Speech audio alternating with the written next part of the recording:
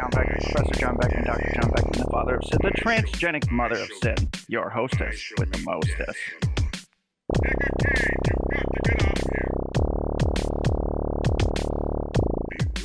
Coming to you live from Southern Command with half my brain tied behind my back.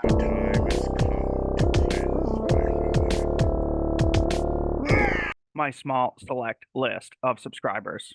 You are my favorite people.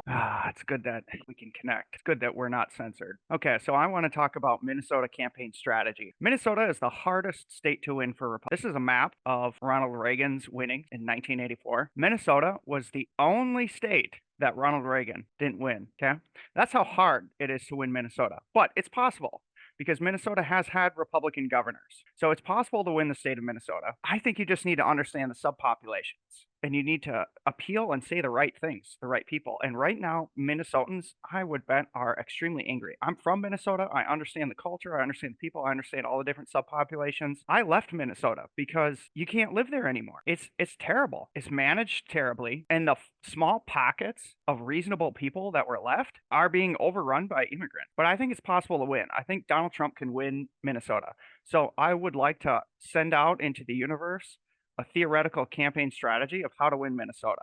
Okay, so I'm going to talk about some of the complaints that Minnesotans have right now that a Republican presidential candidate could address. They could speak to Minnesota, and I want to try to talk about those complaints so that they know what to say to the people of Minnesota, and they know how to help the people of Minnesota. Now, a lot of this is probably going to involve immigration discussion. So discussions about immigration. I just want to caveat, and I want to say that a few things about immigration. One, this is a technical discussion. This is just opinion. It's just my free speech sounds, okay? So we're not trying to offend anybody. We're just trying to have a honest discussion about the current situation. And I want to say a few things about Republicans, because people always try to make us seem crazy and evil and bad, and that's not who we are. That's not the type of people that we are. So I just want to say Republicans are not xenophobic. We're realistic. Okay, we love people. We love all different kinds of people. We love all different cultures, but we're realistic. We want to build systems that work, that are sustainable long term. Okay. Republicans love all cultures. We love all people. But we recognize that it might be true that some cultures assimilate more easily than others into the Western American system and abide by the United States Constitution. And other cultures might not assimilate so easily. It might be a little bit more difficult for other cultures to assimilate. Okay. And these are some of the things that I worry about is, are we pulling in immigrants from places on the world that cannot easily assimilate into the United States because they don't necessarily have philosophical or religious principles that are compatible with the United States Constitution. Okay. Republicans need to be realistic and acknowledge this. Okay, a third thing here before we talk about immigration is Republicans recognize that industry and farming needs labor. So we cannot immediately just shut off all immigration. That is not what Republicans want. Republicans do not want zero immigration. We want controlled immigration. Okay, so we don't want to just shut down immigration. We want to shut down illegal immigration. Okay, we want it controlled. And we want to be able to pick and choose and organize a design system that will strengthen the United States. So I like to say the border, Republicans want it to be ordered borders, okay? We don't want to shut down immigration. We want to control immigration in a strategic way that helps the United States. But we need to stop the suicidal empathy, okay? So this is a great two-word combination here by Gad Saad. He was the first person that I saw that came up with these words, suicidal empathy. That's what we have in the United States right now. We're living on inherited treasure that this generation did not build up, and they're spending it because they feel sorry for everybody in the world. That's suicidal empathy, okay? They're destroying the United States, spending all our treasure, spending all our wealth on populations that they feel sorry for, because that's a cheap, easy thing to do to make people feel better about themselves. You can feel better about yourself if you can give away money. But if you weren't the person who earned that money, who put the work in to build up that treasure, then oftentimes those people spend that money unwisely. And I think that's what we have. We have an epidemic. I agree with Gad Saad. we have an epidemic of suicidal empathy. Okay, when I work, so he says, you work, you make money, you save, and you give it to others because they're a refugee. That's a form of progressive taxation. Again, I work very hard and I do okay. I mean, I make enough to take care of my family, but I don't work hard so that people can tax me and steal my money and give it to people that I feel sorry for, that don't even agree with the United States Constitution. That's not what I work for, and I don't like that. Okay, that needs to stop. The suicidal empathy needs to stop, and Republicans need to acknowledge and understand that the United States is now pathologically, suicidally empathetic. We need to combat that. Immigration should be strategic to benefit America's interests. Okay, so these are all the things I just wanted to say as caveats before I start talking about Minnesota, because I want people to understand that, again, I love all people, but let's be realistic here. Minnesota has been conquered. Okay, I can give you an example of my hometown. Okay, here's my hometown, Faribault, Minnesota. Some of the things you might have heard of. We have Shattuck St. Mary's. Shattuck St. Mary's is like the most prestigious private hockey school where like people like Wayne Gretzky send their kids. Marlon Brando went there. Okay, so we have this like private school. That's one thing that we're known for. It's just a small town, very small Minnesotan town, where with lots of farmers, and it's a rural community of about 20,000 people. At least it used to be about 20,000 people. Okay, I left. I no longer live in Faribault anymore. It's definitely changed. It's no longer the same town. Okay, Faribault was once staunchly Republican. It would always vote Republican. It was very well managed. It was very reasonable. Okay. Now, again, I'm just being honest here. 1/3 of the population of Faribault is now immigrants. Okay. When I left Faribault, it was about 20,000 people. Now there are 7,000. There's 7,000 Somali immigrants living in Faribault. I don't have any problem with that. I'm not xenophobic, but it does start to make me wonder, like, what is happening? Okay, if all of a sudden a critical mass of 7,000 people who it's not clear to me why they're interested in Faribault, like why they would want to come to that town, I start to wonder how that's happening and why that's happening. Okay, is it I do question, I do wonder, is it a wise thing to start literally converting towns into completely different subcultures? So again, that's at least 1/3 of the population. And if like, let's just be honest, if at some point they gain a voting majority, that will completely change what the town was. And maybe that's just how populations in America change. Maybe that's the case, but that's not how I would like to have immigration structured. Whatever happened to assimilation?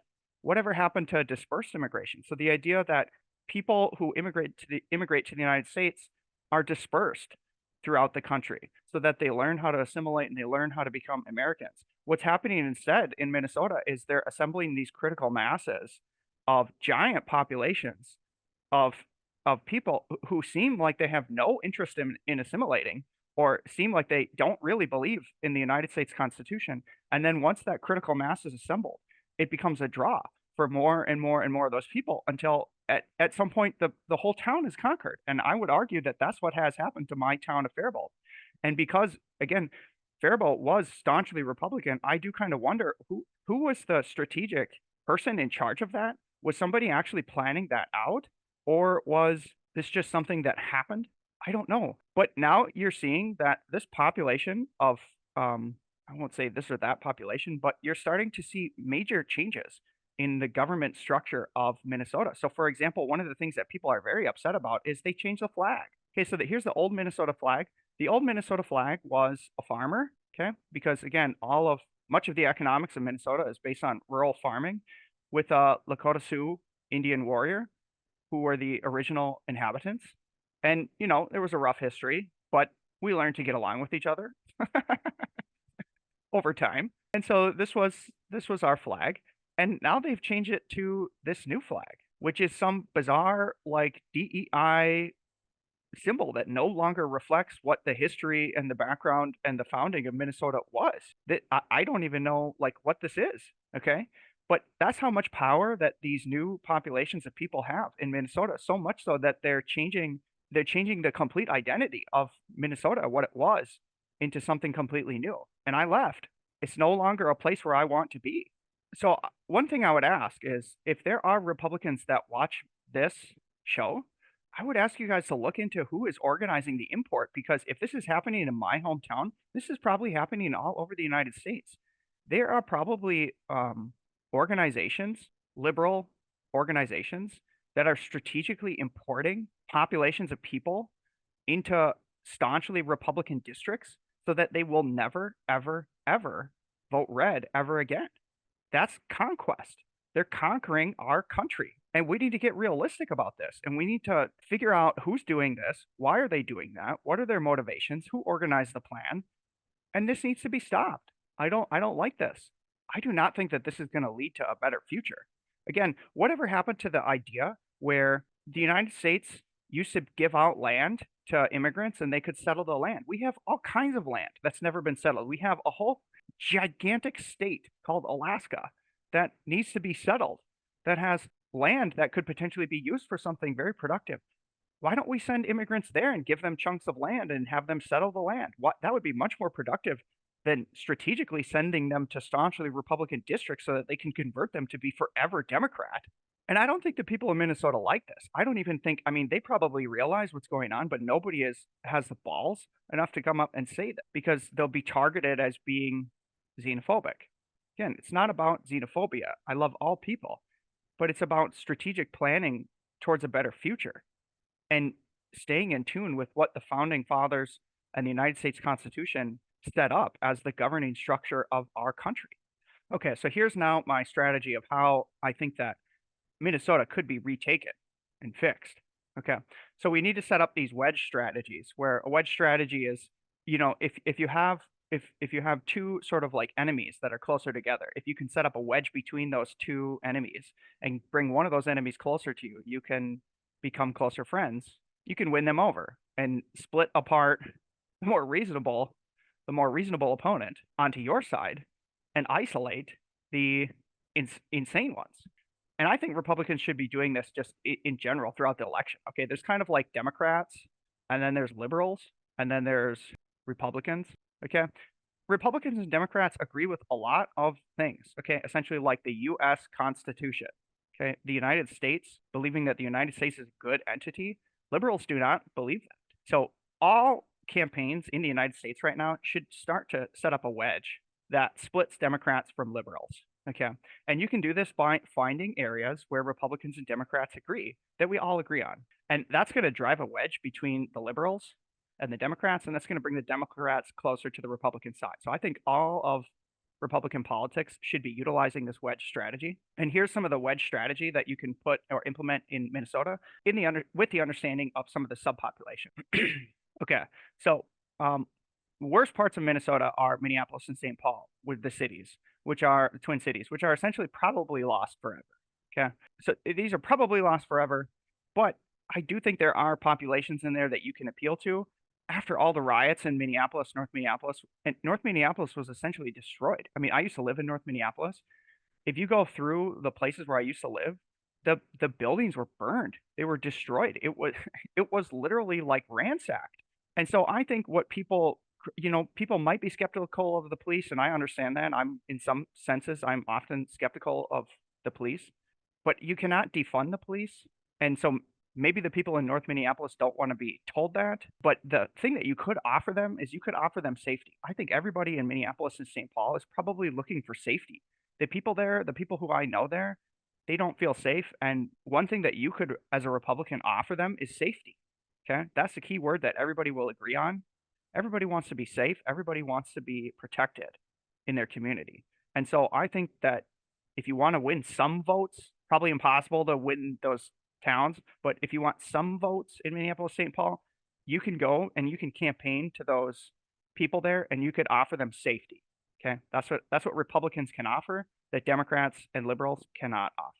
Okay, outside of the Twin Cities are the suburbs, and the suburbs are essentially full of intelligent people, electrical engineers. There's IBM there. There's Honeywell there. The suburbs have a lot of highly educated people, and Minnesota in general is a very highly educated state. Yeah, we had pretty good education, and traditionally, it was filled with lots of intelligent people. And so again, I think you appeal to those populations by offering intelligent solutions to the problems that they have. I know we also used to have Target. We also have 3M. So again, somebody needs to study the companies that are in the suburbs. They need to look at what those companies do. And then they need to offer to those people strategic incentives and compromises that help those companies and those employees do well. Okay. And that's going to go a long way towards winning over the suburb populations of Minneapolis, St. Paul. Okay. In northern Minnesota is filled with classical Democrats. Okay. Capital D Democrats. Again, these are reasonable people. I grew up with these people. They're essentially conservatives. They're not insane. They don't like what the liberals are doing. They don't buy into the DEI shit of the idea that there are not males and females, the idea that we want to create more transgenders. They're reasonable people. And so in northern Minnesota, they love Trump because Trump has supported the iron industry, the taconite miners. Okay. So Trump needs to appeal to the taconite miners. This is like Duluth, around Duluth and northern Minnesota. Trump needs to develop strategic policies that will appeal to the iron miners in northern Minnesota, and they could be won. So again, here's a 2020 map. Here's a 2020 map of Minnesota. Again, here's Minneapolis, St. Paul, probably lost forever.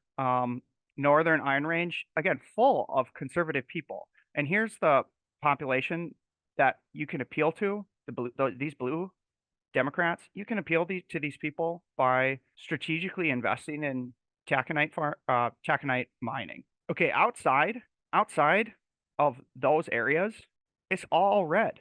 It's all conservative Republicans. Okay, these are farmers that grow corn, soybean, grain.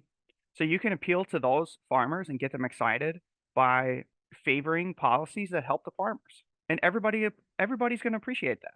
Okay.